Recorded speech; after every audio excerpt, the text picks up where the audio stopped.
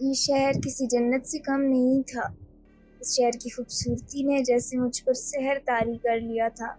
سچ کہوں تو اس کی خوبصورتی بیان سے باہر ہے۔ دور دور تک پھیلے پہاڑ اور ان پہ بسنے والے پہاڑی لوگ، ان کے رہن سہن، سبھی چیزیں بہترین تھیں۔ میں جس گیسٹ ہاؤس میں ٹھہرا ہوا تھا، اس کے مشرقی حصے میں ایک چھوٹی پہاڑی پر بالکل آخر کی جانب ایک چھوٹا سا گھر تھا۔ یہ 2 کمرے اور ایک ہال والا پکا مکان تھا۔ یہاں آس پاس کوئی دوسرا گھر نہیں تھا۔ پکی سڑک یہاں سے لگ بھگ 2 کلومیٹر دور تھی، جہاں سے اوپر اس گیسٹ ہاؤس تک آنے کے لیے ایک چھوٹی سی پگڈنڈی بنی ہوئی تھی۔ اس گیسٹ ہاؤس کے مالک مسعود احمد بڑے ہی ملنسار آدمی تھے۔ دراصل یہ گیسٹ ہاؤس انہوں نے 25 سال پہلے خریدا تھا۔ گیسٹ ہاؤس کے علاوہ شہر میں ایک دوسرا گھر بھی تھا، جہاں وہ اپنی بیوی کے ساتھ رہتے تھے۔ مسعود صاحب کی عمر 50-60 کے قریب ہوگی۔ مجھ سے بڑے تھے، اس کے باوجود ان سے میری دوستی سی ہو گئی تھی۔ وہ ہمیشہ میرا حال چال پوچھنے آ جایا کرتے تھے، اور میں بھی کبھی کبھار ان کے ہاں چائے پینے چلا جایا کرتا۔ میں گیسٹ ہاؤس سے نکلتا اور گھومتا ہوا گھنٹوں تک بیٹھا قدرتی نظاروں سے لطف اندوز ہوتا۔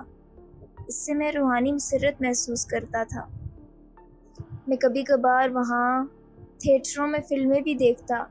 شام ہوتے ہی مال روڈ جاتا اور وہاں کی مشہور ریسٹورنٹ میں کھانا کھاتا اور دیر شام تک اپنے گیسٹ ہاؤس لوٹ آتا۔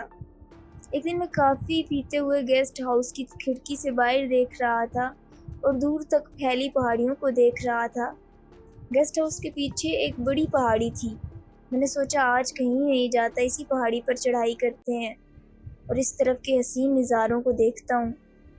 پہاڑی پر بہت ہی گھنا جنگل تھا اور اوپر جانے کے لیے کوئی پگڈنڈی بھی نہیں تھی، جس سے یہ سمجھ آتی تھی کہ اس پہاڑی پر لوگوں کا آنا جانا نہیں تھا۔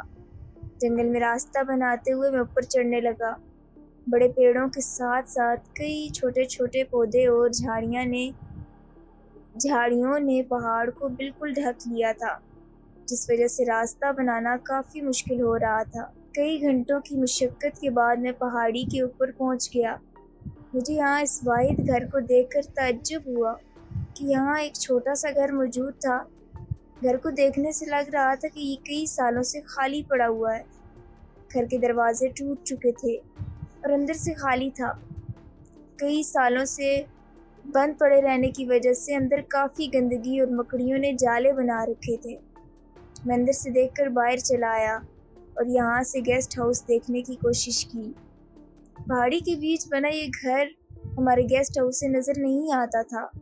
یہاں ہمارے گیسٹ ہاؤس والے پہاڑی کی زمین نیچے گہرائی کی جانب تھی۔ اس پر پیڑوں کے بجائے چھوٹی چھوٹی گھاس اگی ہوئی تھی۔ میری توجہ کا مرکز یہ گھر تھا۔ گھر کی دیواروں پر جنگلی بیل پھیل گئی تھی۔ گھر کے سامنے پتھر کی ایک بینچ بھی تھی۔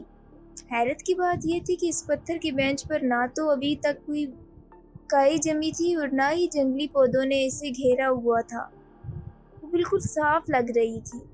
میں وہیں بینچ پر بیٹھ گیا اور دور دور تک ان پہاڑوں کے نظارے دیکھنے لگا۔ میں کئی گھنٹوں تک وہیں بیٹھا رہا۔ اب شام ڈھل چکی تھی۔ میں واپس نیچے اپنے گیسٹ ہاؤس آ گیا۔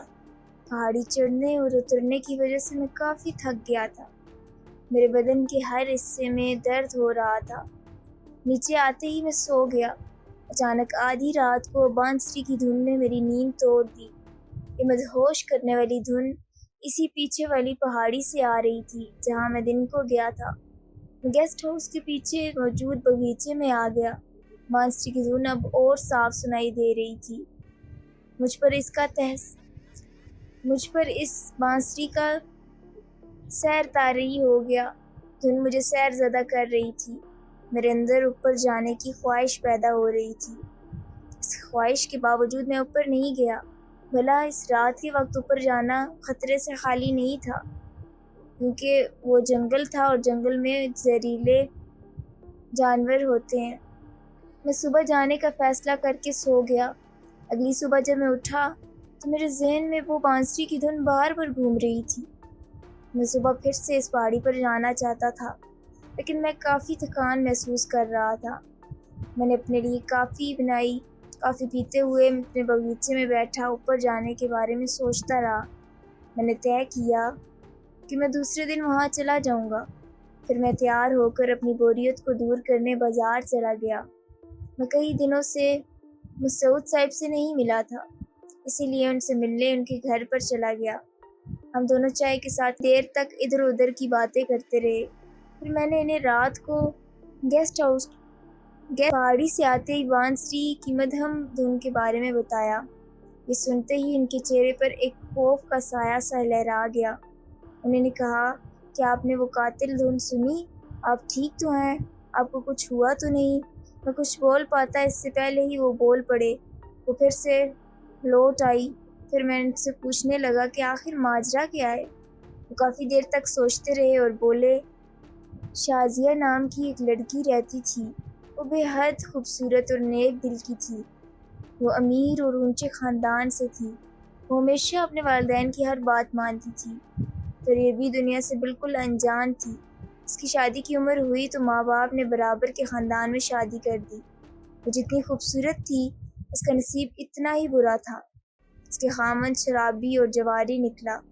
اس سے بھی برا یہ ہوا کہ وہ کالے جادو کا ماہر تھا۔ شازیہ سے شادی کرنے کی بڑی وجہ یہ تھی کہ وہ جس گھڑی میں پیدا ہوئی تھی وہ بہت خاص تھی اور اسے ایسی لڑکی کی تلاش تھی۔ شازیہ کا شوہر آدھی رات کو بانسری کی دھن بجا کر اسے جادو سے زیر کر کے اس کے جسم سے خون نکال کر اپنی طاقت بڑھانے کے لیے استعمال کرتا تھا اور تعویذ گنڈے کرتا۔ دن بدن وہ نڈھال سی ہو گئی۔ اس نے والدین سے ملنا بھی چھوڑ دیا۔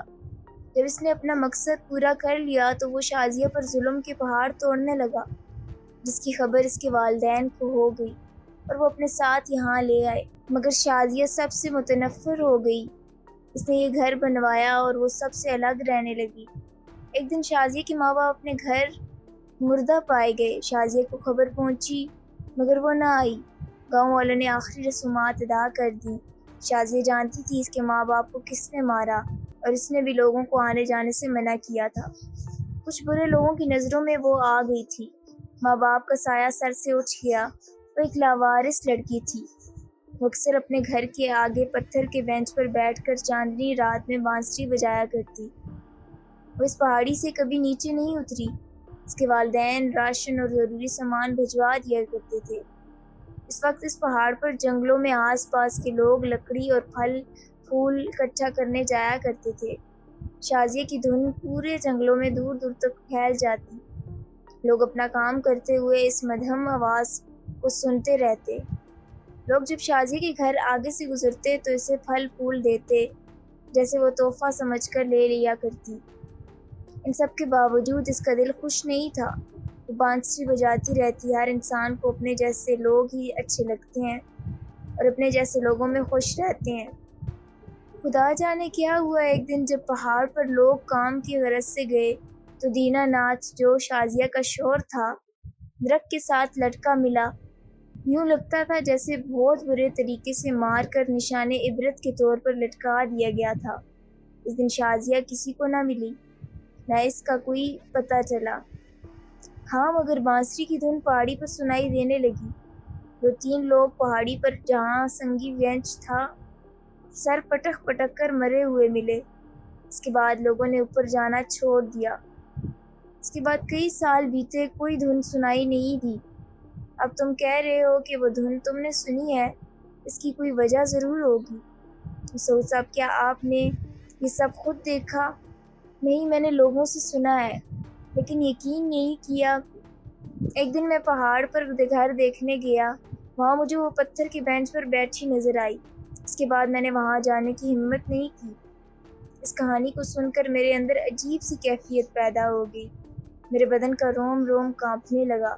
حالانکہ میں نے مسعود صاحب کو نہیں بتایا کہ میں اس خالی مکان والی پہاڑی پر گیا تھا۔ میرے دل میں ایک ڈر سا پیدا ہو گیا، شاید کہیں میں نے ہی تو کوئی غلطی نہیں کر دی۔ میرا دماغ کئی طرح کی باتیں سوچنے پر مجبور ہو گیا۔ مسعود صاحب نے مجھ سے کہا کہ اگر میں چاہوں تو وہ میرے رکنے کا بندوبست شہر میں ہی کہیں کر دیں، لیکن میں ان کے سامنے ڈرپوک نہیں بننا چاہتا تھا۔ میں نے کہا، آپ بے فکر رہیں۔ میں اپنے گیسٹ ہاؤس آ گیا۔ میں نے باغیچے کی طرف کی ساری کھڑکیاں بند کر دی۔ رات کو ڈر کے مارے مجھے نیند نہیں آئی۔ کیا آج بھی وہ مجھے اپنی دھن سے بلانے کی کوشش کرے گی؟ سے ادھیڑ بن میں پڑا میں سو گیا اور میری نیند رات کو 1 بجے کھلی۔